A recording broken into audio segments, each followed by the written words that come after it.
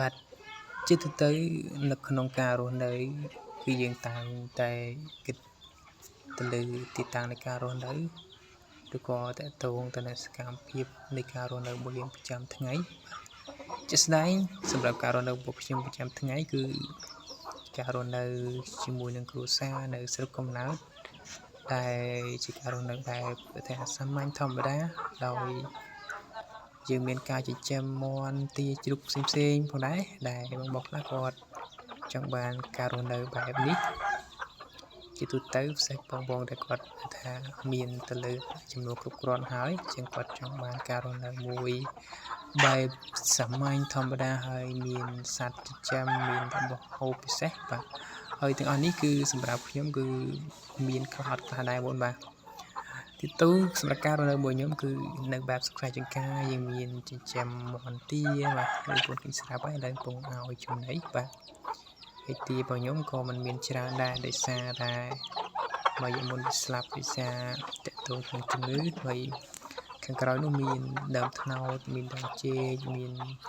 ដំណាំខ្លះនៅក្នុងទ្រុងដូចដែលខ្ញុំតែងតែបង្ហាញដល់បងប្អូនអរគ្នានឹងស្រាប់ហើយសម្រាប់ការរស់នៅប្រចាំថ្ងៃมันមានផ្ដោតសំខាន់ទៅលើថាមានថាយើងផ្ដោតសំខាន់ទៅលើអ្វីដែលយើងចង់បានតែយើងចង់ផ្ដោតសំខាន់ទៅលើអ្វីយើងចង់បានទៅទងសុខភាពទៅទងទេសភាពនៃការរស់នៅទៅទងទៅនឹងការបរិភោគគ្រប់គ្រាន់នឹងគឺជាចំណុចសំខាន់ផងដែរហើយក៏តកតងទៅនឹងការរស់នៅបរិបទជំនាញខ្លួនរបស់យើងតកតងអ្វីដែលយើងថារស់នៅហើយនឹងបរិស្ថានបាទ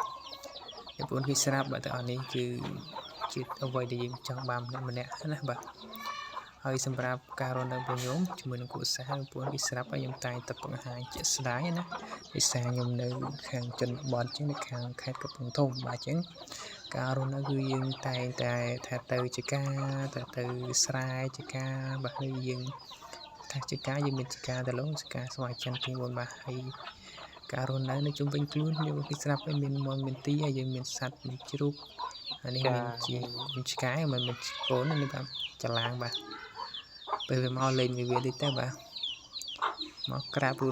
នបាទសត្វឆ្កែជាសត្វមួយដ៏សំខាន់មួយបាទ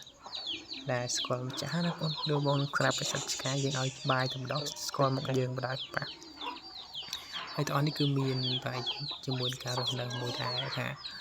ល្អសម្រាប់យើងម្នាក់អ្នកខ្លះគាត់ថាចូលចិត្តបែបនេះអ្នកខ្លះគាត់ចូលចិត្តបែបផ្សេងណាបាទ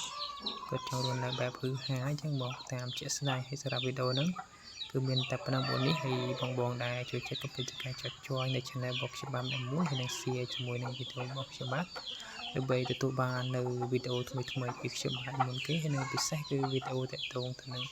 ការរស់នៅប្រចាំថ្ងៃនិងទេសភាពផ្សេងៗទៅទីកន្លែងជនបទផងដែរអូខេបាទអរគុណច្រើនជួបនៅវីដេអូក្រោយផងដែរបាទ